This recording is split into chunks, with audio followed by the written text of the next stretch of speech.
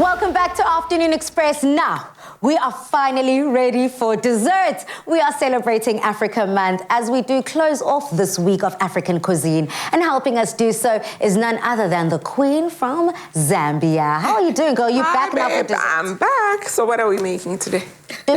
Well, we are making puff puff. Girl. Puff puff. Puff puff. Well, let's get into it. From the East Coast to the West Coast and even down here in South Africa, this next dish has been found in its place, rather, in Africa in different shapes and forms. We're bringing you this puff puff recipe, which is a traditional African snack made of fried dough that is usually enjoyed from Nigeria to Ethiopia. It's also known as a bofro or the tobe in Ghana and more commonly known as amakwin, yani fed cook here in South Africa. And to make it even more delicious, we're filling it with Clover Classic Custard. Mzansi, this one is a perfect sweet treat to celebrate Africa Day. The crowd goes wild to me because this is a masterpiece. It definitely is. is. So pretty. And it's amazing how humble of a dish this is.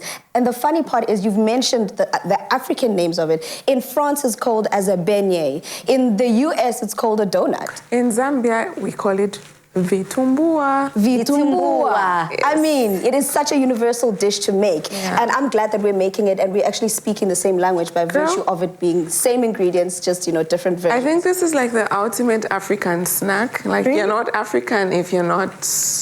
Into some fried dough. You know? Yeah. Well, then let's make it here. I'm going to start off here by making the actual puff puff here. And it starts off with flour as you normally would. And obviously, because we want it to be a yeasty dough, we're going to be adding some yeast into this mixture. And then I'm adding a touch of salt. And as always, we've been taught not to mix the salt and the yeast together, otherwise it can kill the yeast. And then we're adding a bit of sugar into this. And normally, if we're making any yeasty dough, we'd add just a little bit of sugar because we want to activate the yeast. But because these are slightly sweeter, we're also adding quite a bit of sugar into the actual dough. Perfect. And then after that, siyadibanisa, siyatlanganisa, senza mix masala, and that's when we're going to make sure that the dough comes together and then it still has to rest and proof, and then we're going to start frying these babies. Perfect. Perfect. Awesome stuff. So I'm going to continue doing this, and then my dear, you've already got like a few that we made earlier there, just that are done for us. So maybe you can actually start filling them for us using that Clover Classic Custard. Looks Amazing. so good. So good. Yeah, this is and one so of my convenient favorites. that I don't have to make it myself. Are you the type to make it from scratch? No, not me. Nah. Yeah, nah. I'm also not about it, but I actually want to go get into these. You can start filling it up. I mean, Dumi, I see that you've inserted little holes here, little places to put in the custard. Yes, so what we did there is we cut a little hole into the bottom of it because we want to be able to fill it to capacity with that Clover Classic Custard. And the great thing about the Clover Classic Custard, even though, like you said, Clara, you could drink it or eat it as is, straight from the box, but we're giving you the options where you can use it inside of a dessert, on top of a dessert. You could make it the dessert because it is a dessert on its own. So all we do now is, as you can see, this dough is quite soft. So all I'm going to be doing is I'm going to, in essence, just pop off a little bit on the side. That's how soft it must be. And I might not be getting into that complete cylindrical shape, but all you do is you use this side of your hand to pop up that nice little round. Beautiful. And into the hot oil it goes, and it fries up to these beautiful round dough balls that are then going to fry up and come up to the surface. And then those brown balls are then going to be filled with that Clover Classic Custard, which is what you're doing right now. Yes. Tastes delicious. I just had my first bite. I love a donut. You know, I don't have a sweet tooth, Clara.